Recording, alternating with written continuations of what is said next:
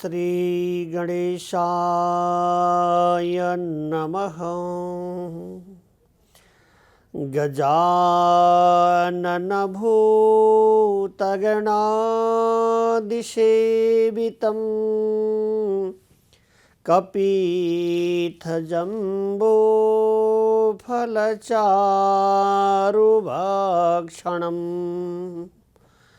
उमासुतं शोकविनाशकारकं नमामि विघ्नेश्वरपादपङ्कजम्। लम्बोदरं परमसुन्दर एकदन्तम् रक्ताम्बरं त्रिनयनां परमं पवित्रम् उद्धादिवाकरकरोज्ज्वलकायकान्तं विघ्नेश्वरं सकलविघ्नहरं नमामि। शुकरूप प्रबोधज्ञ सर्वशास्त्रविशारद एतत्कथा प्रकाशेन मदज्ञानं विनाशयः। संसार सागरे मग्नं दीनं मां करुणानिधे कर्ममोहगृहीताङ्गं मामुद्धार कृपानिधे। श्रीमद्भागवतं ह्योऽयं प्रत्यक्ष कृष्ण एव हि स्वीकृतोऽसि मया नाथ मुक्त्यार्थं भवसागरे। मनोरथमदीयोऽयं सर्वथा कुशलस्तया निर्विघ्नेनैव कर्तव्यो दासोऽहं तव केशवः। सच्चिदानन्दरूपाय विशुद्धपत्यादिहेतवे तापत्रयविनाशाय श्रीकृष्णाय वयं नुमः। यं प्रव्रजन्तमनुपेतमुपेतकृत्यं द्वैपायनो विरहकातराजुहाव पुत्रेति तन्मयतया तरवोहिनीदोष तं सर्वभूतहृदयं मुनिमानुतोऽस्मि। यस्यानुभावमखिलं श्रुतिसारमेकम् अध्यात्मदीपमतितितितिर्षतां तमोऽन्धं संसारिणं करुणया पुराणगुह्यं तं व्याससूनुमुपयामि गुरुं मुनीनां। निगमकल्पतरोरगलितं फलं शुकमुखाद्र अमृतं द्रवसंयुतं पिबत भागवतं रसमालयं मुहुरहो रसिका भुवि भावुकः। भगवान का मंगल्यमय सुख गाथा श्रवण गरेर आनन्दमा भरिपूर आनन्द लिइरहनु भएका धर्मानुरागी जनहरूमा जय श्री राधे। अनुग्रहाय भूतानं देहानं देह आस्थित। अनुग्रह परमात्माको भयबाट बल्ल प्रभुका माङ्गल्यमय रस अमृतहरू रसास्वादन गर्ने शुभ मङ्गल्यमय शोभा प्राप्त हुन्छ, समय प्राप्त हुन्छ। यसैले अनुग्रह चाहिन्छ। अनुग्रहाय भूतानं देहानं देह आस्थित। सौनकादि 88,000 ऋषिहरूलाई आनन्द प्रदान गर्दै कहिले कली नआउने, कहिले पनि दुःखमा परेका जीवहरू सुखी हुने, दुखी हुनु नपर्ने, जन्म मृत्युबाट मोक्ष प्राप्त हुने, धर्म अर्थ काम मोक्ष 10 लक्षणले युक्त भएको र कुनै ठाउँमा पनि अलिकति खोट विकार नभएको विशुद्ध मणिमय परमात्माका अमृत सुखशास्त्र सुतदेव महाशय श्रवण गराइरहनु भएको छ। सौनकादि 88,000 ऋषिहरूमा प्रवर सौनकले जुरुक्क उठेर सुतदेव महाशयलाई भन्नुभयो, हे भगवान, हजुर धर्मका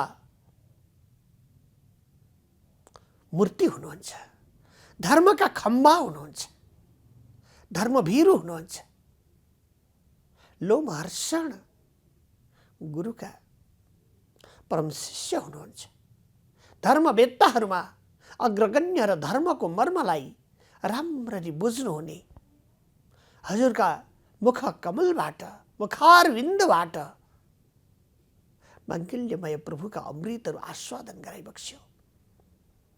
भगवानका ती माङ्गल्यमय अमृतहरू जो सुखशास्त्र छ, सुखदेव अवधूतबाट राजा परीक्षितका लागि श्रवण गराइरहनु भएको छ। त्यो माङ्गल्यमय अमृत हामीलाई आस्वादन गरेर अहो धन्य बनाइदिनु भयो। भगवान हामीलाई एक एक सुखदेव स्वामीले राजा परीक्षितलाई ज्ञान गराउनु भएका अमृत आस्वादन गराउनु भएका ती अमृत हामीलाई श्रवण गराएर सबैलाई धन्य पारी बक्सियोस्। जन्म जन्मान्तर परमात्माको दर्शनका लागि ध्यान तपस्यामा तल्लीन भएका ती योगीहरूको प्रार्थना श्रवण गरेर सुतदेव महाशयले सबैलाई साधुवाद साधुवाद साधुवाद भनी बक्सेको छ। धन्यवाद छ तपाईहरूलाई।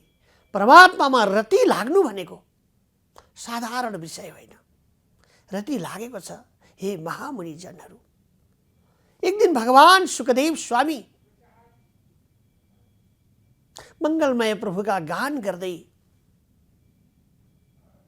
बारम्बार फिरिरहनुहुन्छ र एक दिनको समय परम पावन्यमय प्रकारद्वारा भगवान परमात्माका गोपनीय लीला श्रवण गराउँदै राजा परीक्षितलाई वेणु गीतको विषय श्रवण गराउनुभयो। राजा परीक्षित बडो सावधान भएर भगवानका माङ्गल्यमय अमृत श्रवण गर्दै हुनुहुन्छ। उहाँले सुन्नुभयो भगवान परमात्मा सम्पूर्ण प्रकारका बाहिरी वृत्तिहरूबाट रहित भएका जनहरूका लागि परोक्ष वा अपरोक्ष रूपले दर्शन गराइरहनु भएको हुन्छ। जसले परमात्माको दर्शन प्राप्त गर्दछ ती जनहरू बाहिरका वृत्तिहरूमा फेरि खुसी हुँदैनन्, किनभने परमात्माको माङ्गल्यमय दर्शन, परमात्माका कथा रस सुधामा मन प्रवृत्ति, विचार प्रवृत्ति, भावना प्रवृत्ति भएपछि जन्म मृत्युको महाभवाटवीबाट जनहरू सहजै मोक्ष हुने गर्दछ। त्यस्ता परमात्मा का अमृतहरू श्रवण गराउनुहुन्छ र ती सुनेर राजा परीक्षित धन्य हुनुभएको थियो। सुखदेव स्वामीले भगवानको मङ्गलाचरण गर्नुहुन्छ। बर्हा पीडाभिरामं मृगमदतिलकं कुण्डलं क्रान्तगण्डं कञ्जाक्षं कम्बुकाण्ठं स्मितयुगलमुखं स्वाधरेण स्तवेणुं श्यामं शान्तं त्रिभङ्गं रविकरवसनं भूषितं वैजयन्त्यः वन्दे वृन्दावनस्थं युवति शतवृतं ब्रह्मगोपालवेशम्। भगवान आनन्द दर्शन गर्नाले मात्रै पनि आनन्दको घनीभूत स्वरूप प्राप्त हुने, परोक्ष वा अपरोक्ष रूपले बर्हा पीडम मयूरको पंख धारण गरेर अति गोपीहरूका साथमा वेष्टित हुँदै सारा जगतलाई नै आनन्द प्रदान गराउनेवाला हे परमात्मन, हजुरको म बारम्बार वन्दन गर्दछु। हजुरका ती मृगनयनी नेत्रहरूद्वारा र बलको वाक्यहरूद्वारा र लीला र समाधुरीद्वारा जनहरूले सारा दुःखहरूलाई विस्मृति गराइदिन्छ, आनन्दत्व प्राप्त गरिरहेका छन्। कुण्डलम क्रान्त गण्डम कञ्जाक्षम कम्बुकाण्ठम स्मित युगलमुखम स्वाधरे नस्तवेणु। कुण्डल धारण गरी बसेको छ, कटी प्रदेशमा कर्दनी धारण गर्नुभएको छ, हातमा भगवानले कर्द बाजुबन्द लगाइबसेको छ। यस्तै गरेर अधरा अमृतमा बंशी नाद बंशी लिएर त्यसमा शब्द ब्रह्म दुःख भएका जीवहरूका लागि आनन्द प्रदान गर्नेवाला सङ्गीतका ध्वनिहरू सप्त सुरमा प्रसारण गरिराख्नु भएको छ। त्यस्ता परमात्मा हजुरलाई म बारम्बार वन्दन गर्दछु। हे जगतगुरु सच्चिदानन्द आनन्द घन भगवान कृष्ण, सबै प्राणीहरूका आनन्दका विषय, कल्याणका विषयका हजुर बक्सिन्छ। सुखदेव स्वामीले आँखा बन्द गरेर सच्चिदानन्द आनन्द घन ब्रजराज भगवान कृष्णको ध्यान गर्नुभयो।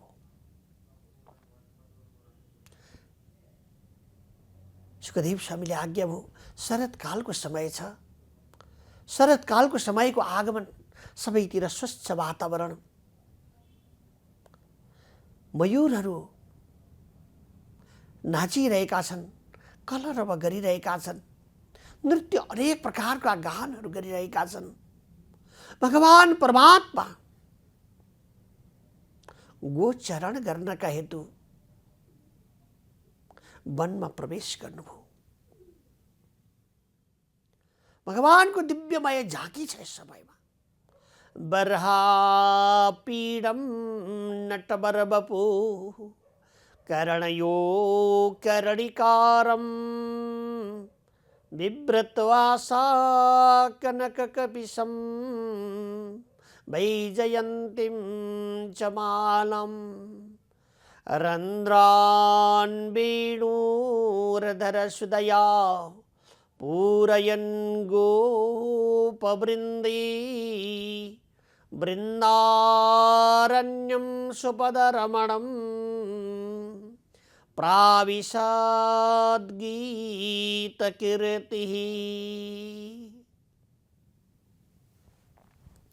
भगवान परमात्मा प्रकृतिको आनन्दलाई स्वीकार गर्दै मोरको पंख धारण गर्नुभएको छ। वन्य पुष्पहरूको माला भगवानले धारण गर्नुभएको छ। पुष्प केशरहरूको माला धारण गर्नुभएको छ।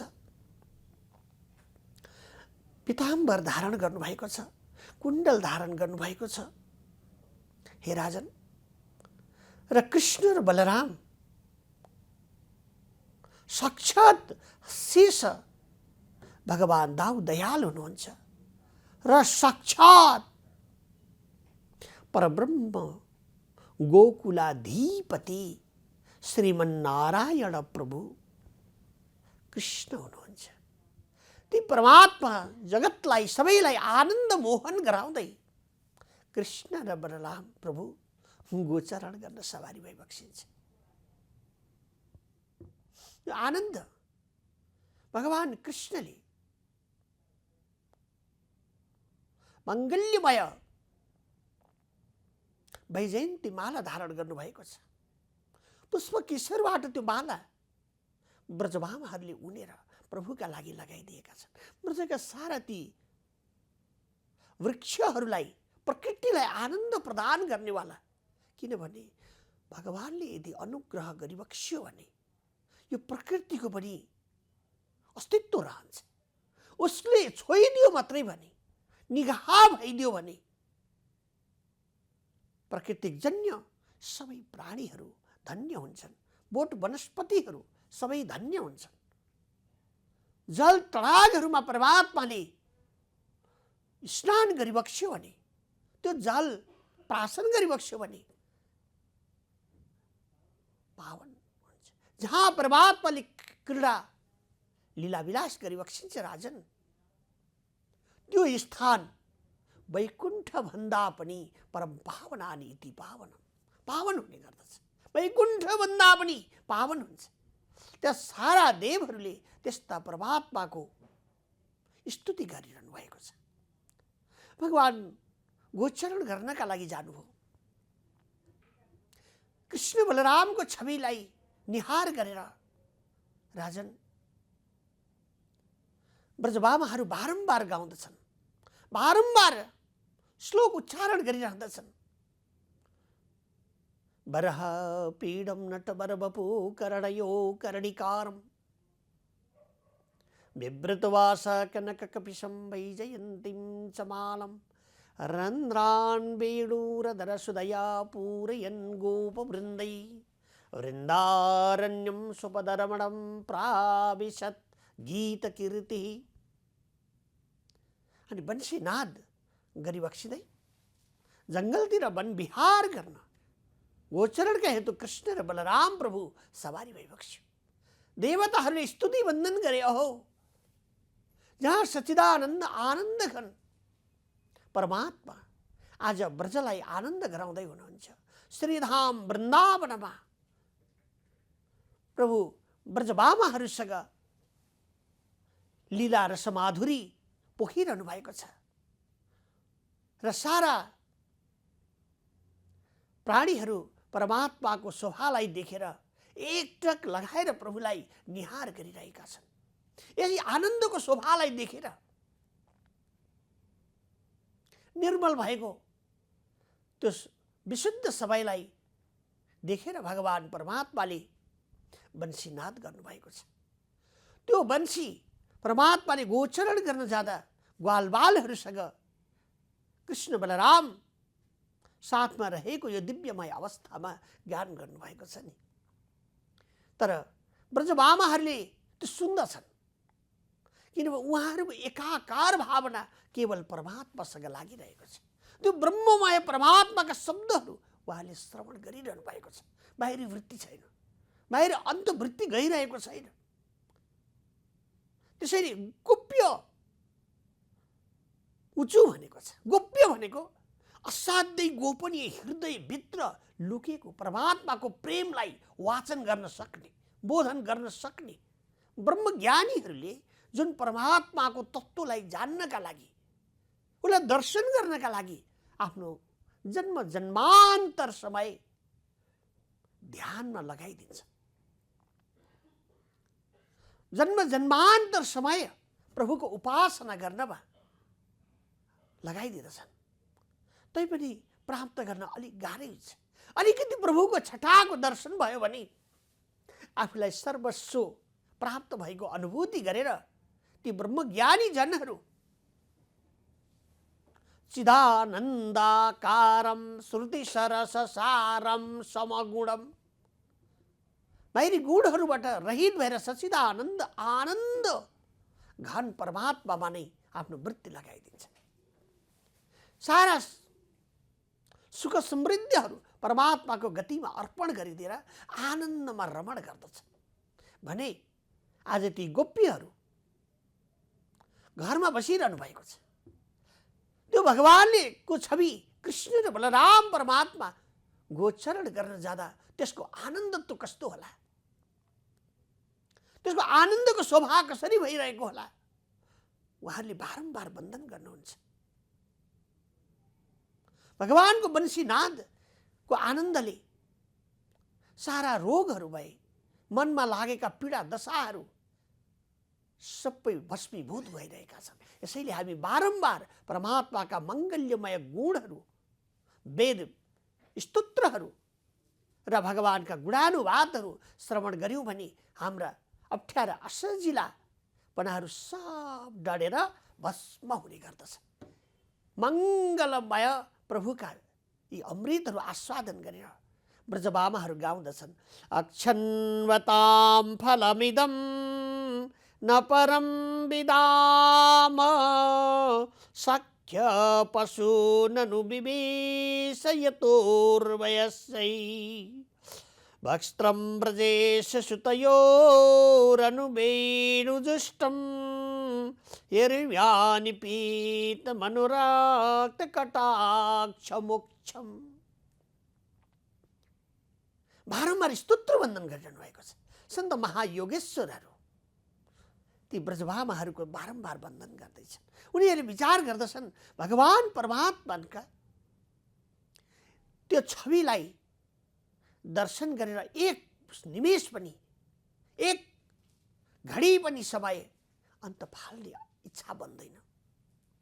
प्रभुको दर्शन, परमात्माका अमृतहरूमा आस्वादन गर्नका लागि सारा समय अर्पण गरेका छन्, सारा कार्यहरू आफ्ना गरिरहेका छन्। तर नेत्रपटलहरू प्रभुको झाँकीको दर्शन गर्नका लागि अर्पण गरेका छन्। अखण्ड उनीहरूलाई लाग्दछ राजन कि जन्म जन्मान्तरको आज शुभमय दिन प्राप्त भएको छ। त्यो प्रभुको दर्शन पुरातन छैन, नवनभायमान भइरहेको छ। भगवान कहाँ गोचरण गर्न सवारी भइबसेको छ। गोपालहरूले प्रभुलाई सेवा गरिरहेका छन्। कृष्ण र बलराम आनन्दले साथ गरिरहनु भएको छ। त्यति बेर भगवान परमात्माले आफ्ना जनहरूका लागि वंशीनाद गर्नुहुन्छ। त्यो वंशीनादमा सम्पूर्ण प्रकारका सिद्धत्वहरू भरिएको छ। सम्पूर्ण प्रकारका दुःखलाई विस्मृति गराउनेवाला अमृत शब्द ब्रह्मबाट प्रहार गरिएको छ। सप्त सुरद्वारा परमात्माले अनेक प्रकारका गीतहरू बजाउनु भएको छ। गीत भनेको सौन्दर्यमय प्रभुका गुणानुवादहरू त्यसमा प्रवाहित भएका छन्। राजन, ती ब्रजबाबाहरूले सख्यो पशु ननु विवेश यतुर्वयस्यै, आफ्ना मित्र, आफ्ना परमप्रभु नारायण परमात्मा हाम्रा आफ्ना हितैषी हुन्, हाम्रा मित्र हुनुहुन्छ, हाम्रा स्वामी हुनुहुन्छ। यो संसारको गतिविधिलाई मिलाउनेवाला उहाँ नै हुनुहुन्छ। हाम्रो घर जेसुकै होस् त्योसँग परवाह छैन। यसलाई राम्रो होस् वा नराम्रो होस् त्यसलाई मिलाउने काम हाम्रा मित्रको हुन्छ, अथवा कृष्ण र बलरामले यसलाई मिलाउनुहुन्छ। हामी आफै गर्छौँ भन्ने भावनाले राजन हामी पछाडि परेका हुन्छौँ। म राजा हुँ भन्ने अहङ्कार तपाईँलाई आयो होइन? म राजा हुँ, मलाई नमस्कार गरेनन् भन्ने अहङ्कारले गर्दा राजन तपाईँलाई आज यो भागवत अमृत श्रवण गर्ने सौभाग्य प्राप्त भयो। ऋषिमुनि भक्तवृन्दहरूको आशीर्वाद अथवा श्राप पनि मङ्गलकारी हुन्छ नि। त्यसैले अहङ्कारबाट रहित भएका ती ब्रजबामाहरूले कृष्ण र बलराम प्रभुलाई हृदयमा धारण गर्नुभएको छ। आफ्ना जनहरू कहिले आउनुहोला भनेर भगवानका ती वेणु श्रवण गरेर आनन्दमा रमण गरिरहेका छन्।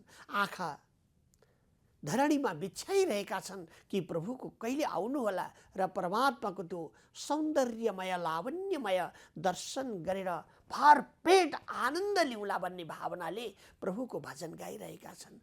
श्री कृष्ण गोविन्द, श्री कृष्ण गोविन्द, श्री कृष्ण गोविन्द, हरे मुरारे, हे नाथ नारायण वासुदेव, भवभयहारी कृष्ण मुरारी, हे बनमाली श्याम हरे। राधा कृष्ण देव भगवान की जय। सुखदेव महाराज की जय। जय जय श्री राधे श्याम।